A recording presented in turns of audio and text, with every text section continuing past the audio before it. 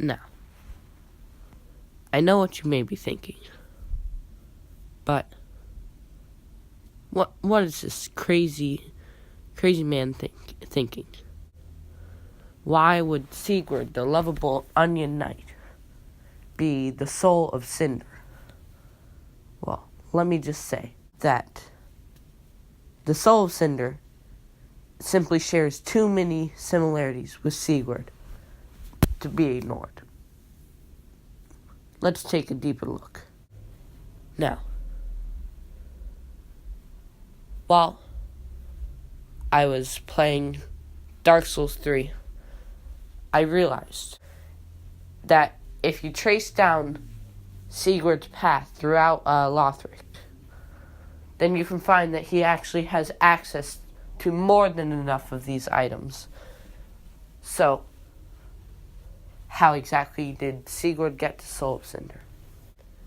All he had to do was take advantage of another foolish Ashen one.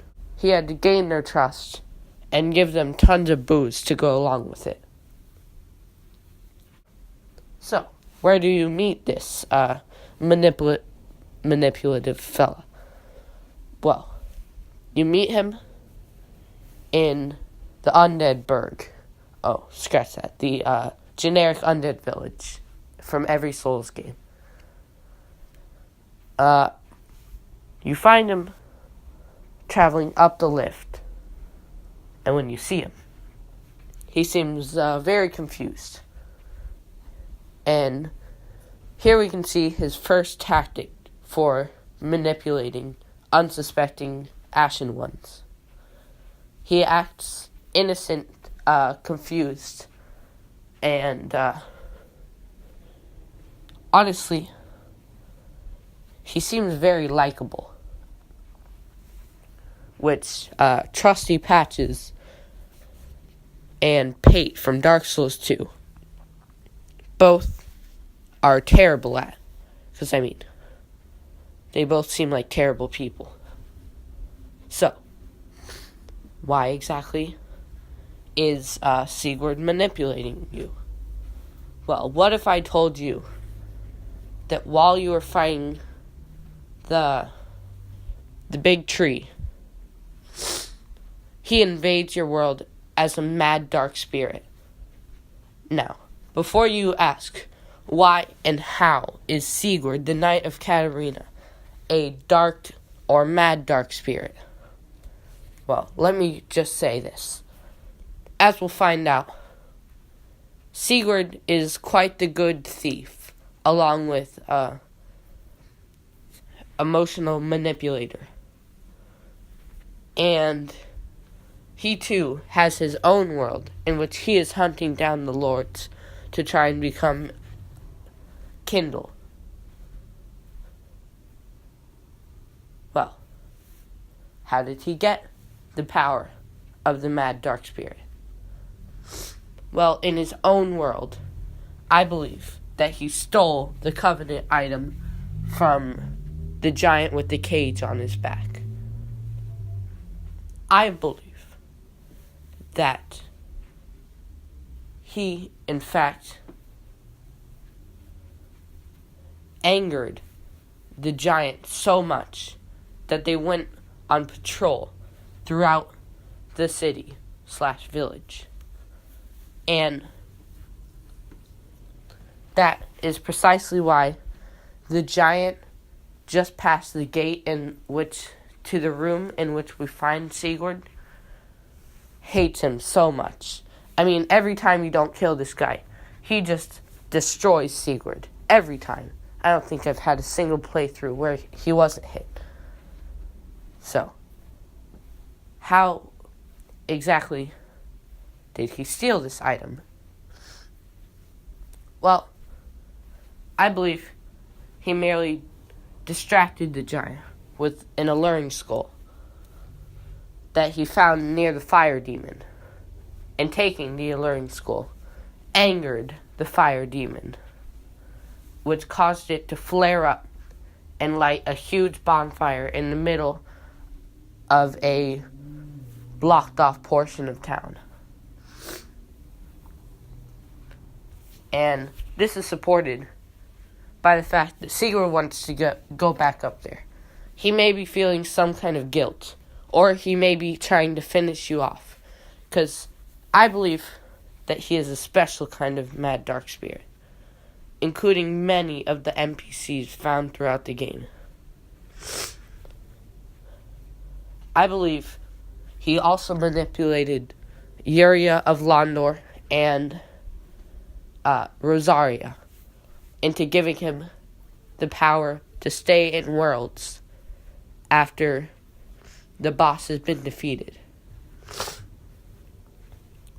So, why would he be in your world?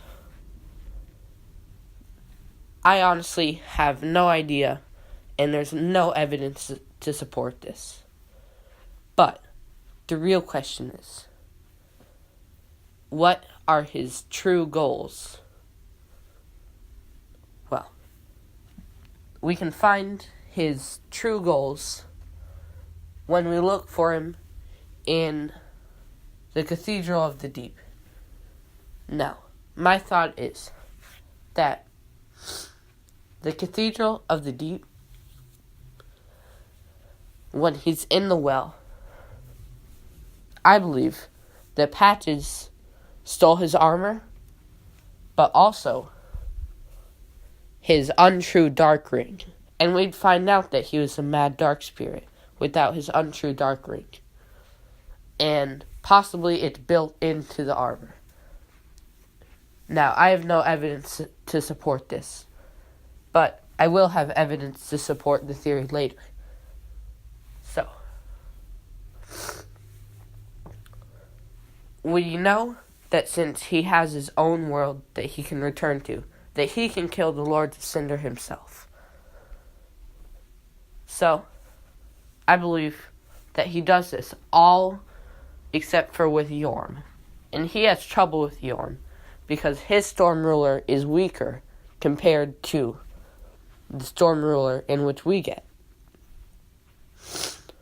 I believe that he calls upon our help. And finally, his efforts are paid off.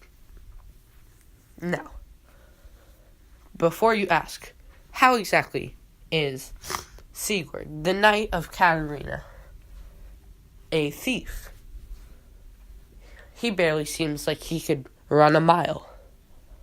Well, allow me to say, or I suppose ask, why exactly did he get the Titanite slab in Irithyll Dungeon?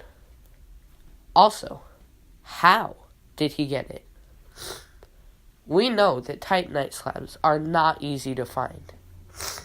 They're either hidden, like the one in Lothric Castle by the Twin Princes and Dragon Slayer armor,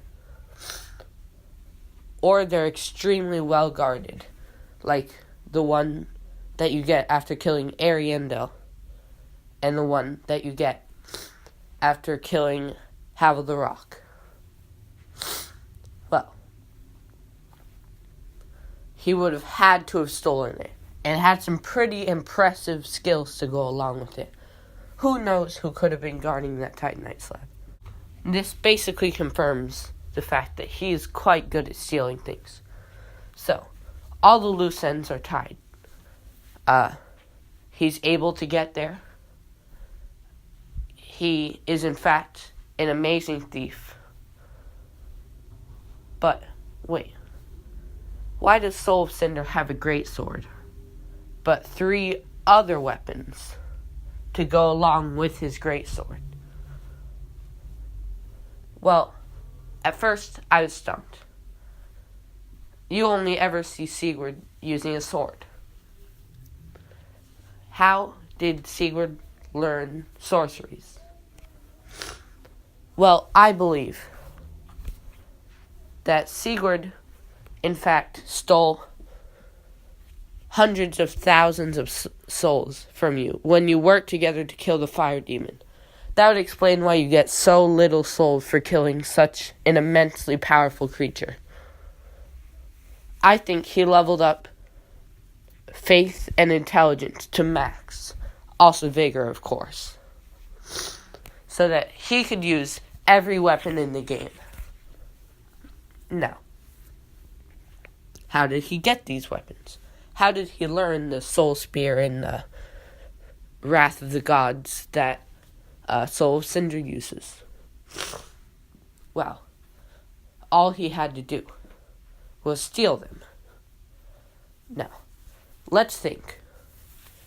He starts out with the great sword. But where does he get a spear? Where in Siegward's path could he possibly have gotten a spear? Well, I believe that he found it in the Cathedral of the Deep. Because, as you know, there are many undead with spears there. He could have stolen any one of them. And they're not terrible spears. They do decent damage.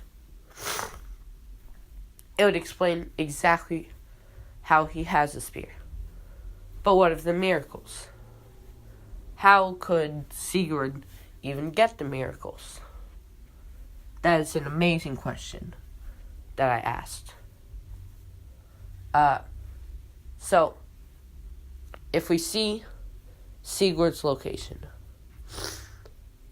we can see that he would have had to have passed Morn, angry guy with the great hammer, outside of the doors to where you find him. So, how did he secure miracles from Morn? I believe he got into a fight with Morn and stole the only miracles that Morn had. So all he had was his great hammer and 30 faith to go along with it. This would explain why Morn is so irritable and why he doesn't especially seem like he wants you to approach him. So, what's next? The curved sword and pyromancy. We know he got the pyromancy from the fire witches outside of Irithyll dungeon, because he most certainly had to go that way. There's only one entrance into Irithyll dungeon. But the real question is, how did he get a curved sword? Well, get ready to have your mind blown. Because according to my timeline of the Dark Souls universe, Dark Souls 2 is actually the last Dark Souls game in the series. And I believe that he stole it right off of Alva, Seeker of the Sprund, the curved greatsword. And she used to have 2 curved greatswords. And she was so salty that her edgy new meta playstyle that she had prepared for Dark Souls 2 got taken from her, that she started seeking out undeads to help relieve her pain and to inflict that pain upon others. So, the last thing is staff and magic. I honestly was completely stumped on this. I had no idea where he could have possibly gotten a staff. And then I realized, how did he get to the Cathedral of the Deep without passing at least 2 of those baby crystal sages, the ones who stand on 2 legs and fire soul spears and Farron darts? He simply could have beat one of them up. They're not too hard to fight, and surely even if he had had a soul level 1 build, he could have completely destroyed one of them. And how did he learn the sorcery then? Well, of course, there's Orbeck of Vinheim right above the area. He most likely went up there, and while Orbeck of Vinheim wasn't looking, he took 1 scroll off of the multitude of scrolls that Orbeck has. I would very much like to see your discrepancies with the theory.